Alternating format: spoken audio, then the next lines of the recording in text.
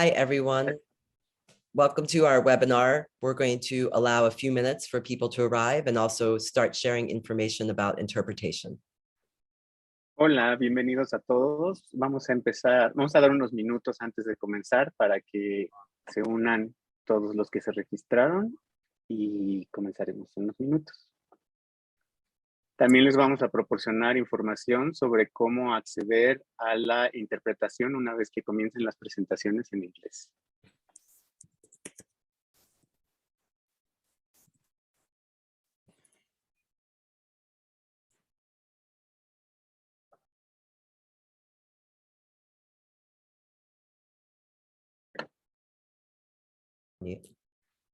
Welcome, everyone. Thank you for joining us tonight.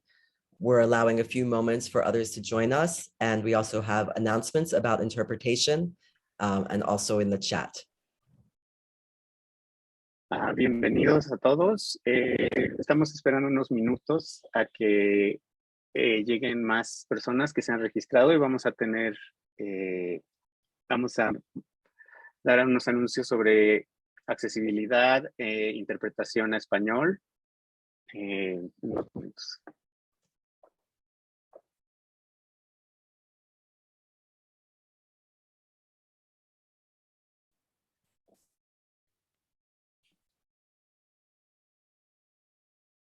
So, hello, I'm going to say this message in English and then I'll repeat it in Spanish. The organizers of today's event believe in language justice, and that includes interpretation in Spanish, as well as ASL interpretation and closed captions. Los organizadores del evento de hoy creen en la justicia del lenguaje y eso incluye interpretación en español, incluye interpretación a través del lenguaje de señas y también incluye los subtítulos o capciones en la programación de hoy. To access the interpretation, if you're joining from a computer, you can follow along via the image that you see on your screen right now. You can click the globe that you see in the bottom right hand of your screen, click the language in which you would like to participate in, and you can also choose to silence the original audio, so you can just listen to the interpretation. Si se están uniendo a través de una computadora, para poder unirse a la interpretación, lo que van a hacer es buscar un globo terráqueo que está al fondo de la pantalla y luego seleccionar el lenguaje en cual les gustaría escuchar y participar hoy. If you're joining from a smartphone or a tablet, what you can do is look for 3 little dots that are in the corner of your device. Click those 3 little dots and then click where it says language interpretation and then select the language in which you would like to participate in and remember to hit done. Si se están uniendo a través de un celular, lo que pueden hacer para poder acceder a la interpretación es buscar 3 puntitos que están en una esquina por ahí de su celular y luego seleccionar donde dice interpretación de idiomas y luego seleccionar el lenguaje en cual les gustaría escuchar y participar hoy. Y recuérdense que pueden silenciar el audio original.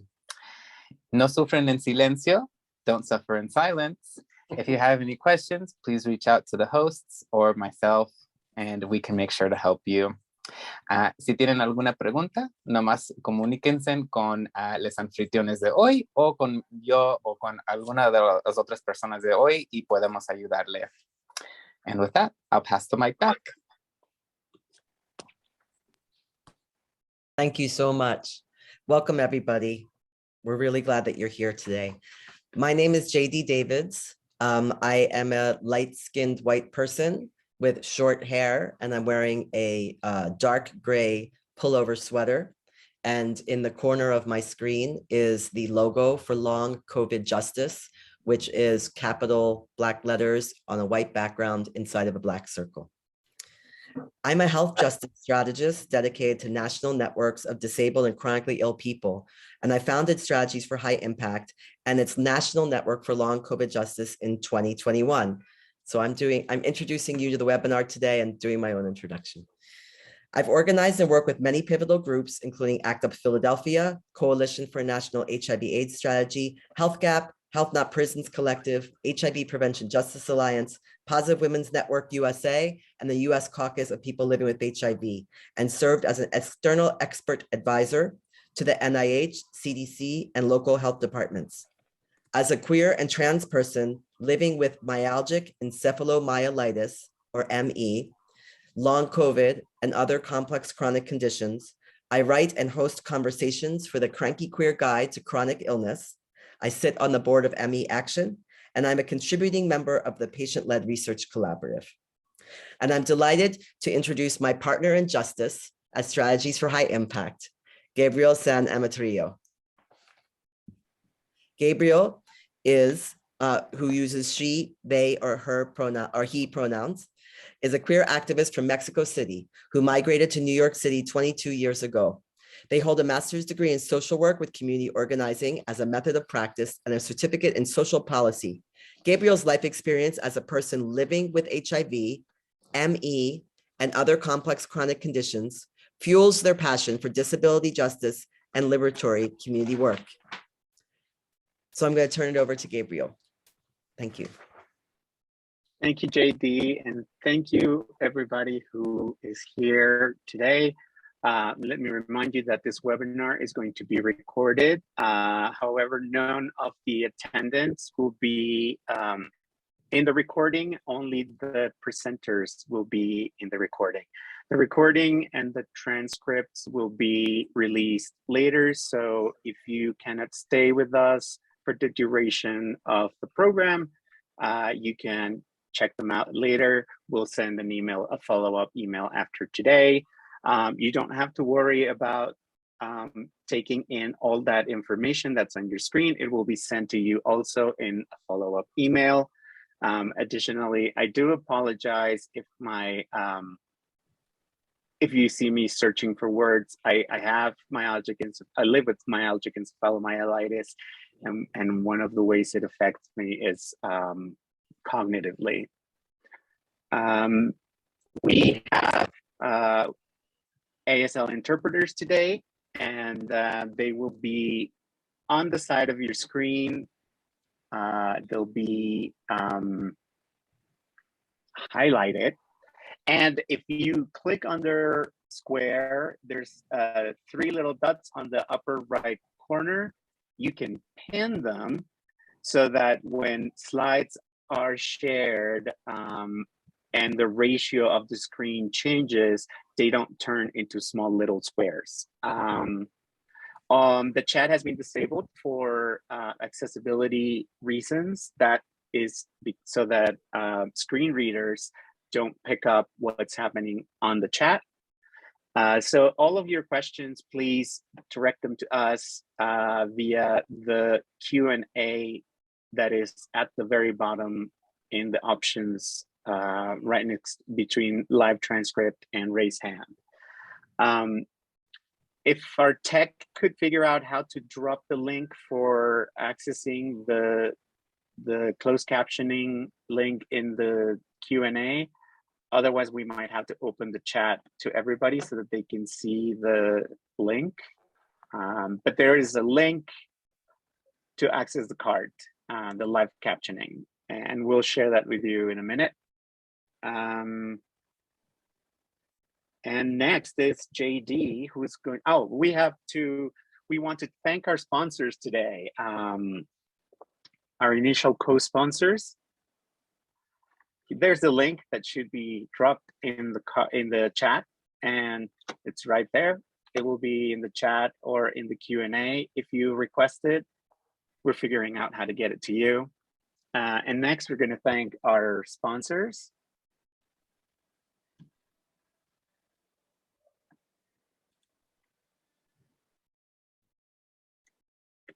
These are our initial co-sponsors. We thank them very much for believing in our mission and in this program. AIDS United, Positive Women's Network USA, Broadway Cares, Equity Fights AIDS, and the US Caucus of People Living with HIV. Our other co-sponsors are, next slide, ACT UP New York, ACT UP Philadelphia, Black and Latinx Community Control of Health, CNP, Callan Lord, Founders Concerned About AIDS, FCAA, Latino Commission on AIDS, NASTAP, Orasure Technologies, Zero Project, Sister Love, and Trans Latina Coalition. Thank you all for believing in our mission and for your support. And now we go to JD Davids, who's going to provide an introduction to the National Network for Long COVID Justice. Thank you, Gabriel, and thank you everyone for being here today. I'm disabled and chronically ill, which has been exacerbated by long COVID, but I'm not living with HIV. However, I've had the honor of spending most of my life as an HIV activist, starting with ACT UP Philadelphia 30 plus years ago. So there's no place I'd rather be in community with you as we introduce strategies for high impact and our National Network for Long COVID Justice. In fact, this is our very first event. So please bear with us if we have some bumps along the way. We hope this is but the first of many conversations we'll have together. So let me take a moment to tell you what we're up to.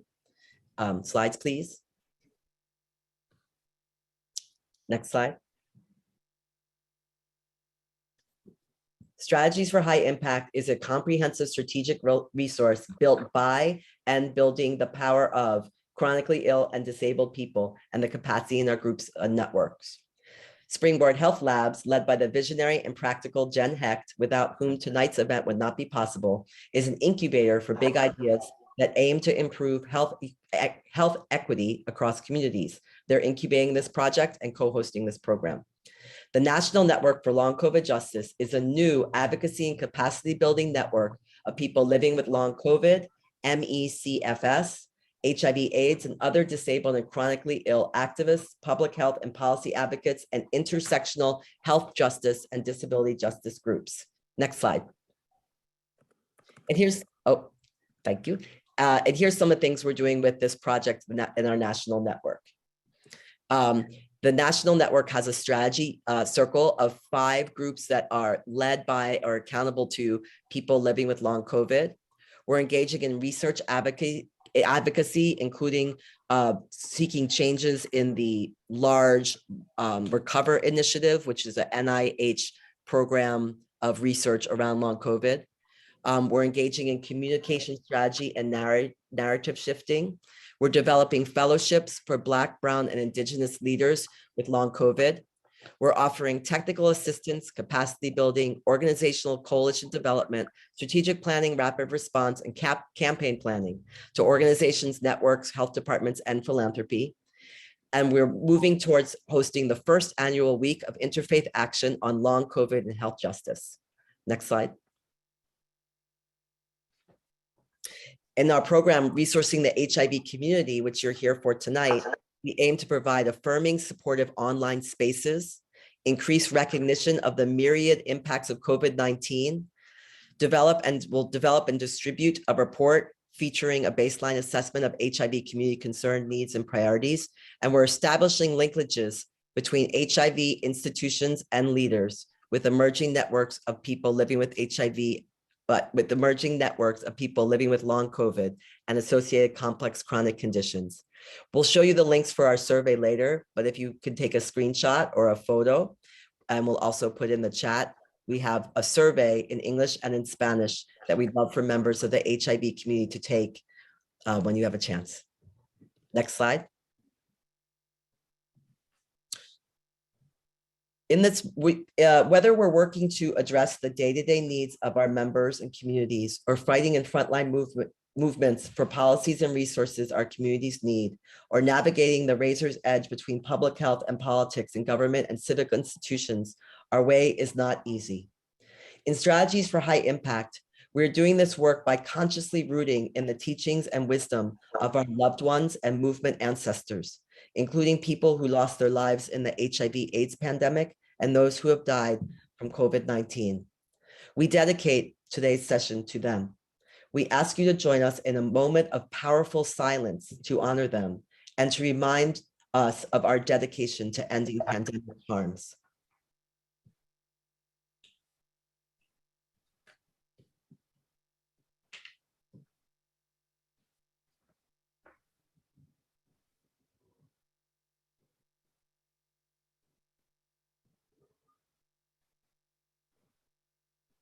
Thank you. Next slide, please.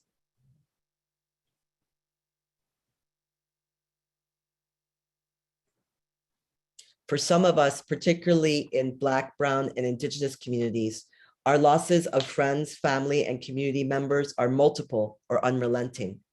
We will not allow vested interests or the least affected to push forward to erase our losses, commercialize our grief, or sanitize this crisis for political gain. In the HIV community, we've seen what can happen when we turn our grief into action. Our grief is sacred and powerful. We want to thank our partners in Marked by COVID and their allies who are hosting a series of events for COVID Memorial Day, including a virtual vigil on March 7th. If you'd like to join us there, you can find out more at covidmemorialday.org. Next slide. Those of you who know me know I have a lot to say about HIV, COVID, and long COVID. More time than we have tonight, that's for sure. But my privilege here is to help hold this space for our presenters tonight, and I'll just speak briefly on 2 points before we move on.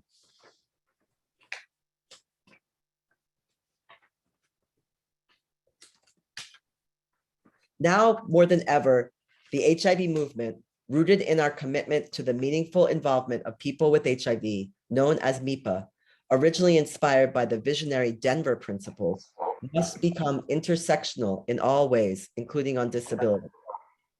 Being in the HIV community for years, I'd heard people with HIV, living with HIV, say, but we're not disabled, as a call for recognition of worth and humanity. And then in the 2020 film Crip Camp, which was otherwise so inspiring about the disability rights movement, one of the protest leaders says, but we're not sick, on the mic, seeking to do the same thing. We should not have to make appeals for our own humanity by othering anyone else. Oh, I see I've lost our ASL interpreter from the screen, so I'm going to pause.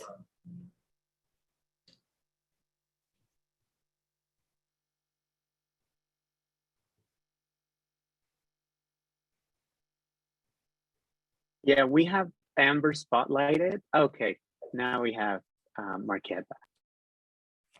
Great. Now more than ever in the HIV movement, rooted in our commitment to the meaningful involvement of people with HIV, known as MIPA, originally inspired by the visionary Denver principles, must become intersectional in all ways, including on disability. Being in the HIV community for years, I've heard people living with HIV say, but we're not disabled, as a call for recognition of worth and humanity. And then in the 2020 film Crip Camp, which was otherwise so inspiring, one of the protest leaders says, but we're not sick, on the mic, seeking to do the same thing. We should not have to make appeals. No one should have to make appeals for their own humanity by othering anyone else. Further, stigmatizing disability means we risk under-recognizing and isolating our own HIV community members, including some aging long-term survivors now dealing with frailty and multiple comorbidities. And now, as we'll hear, people living with HIV are dealing with long COVID. Next slide. The stop, rest, pace slide, if available. Well, I'll just say it verbally. Oh, here it is. Okay.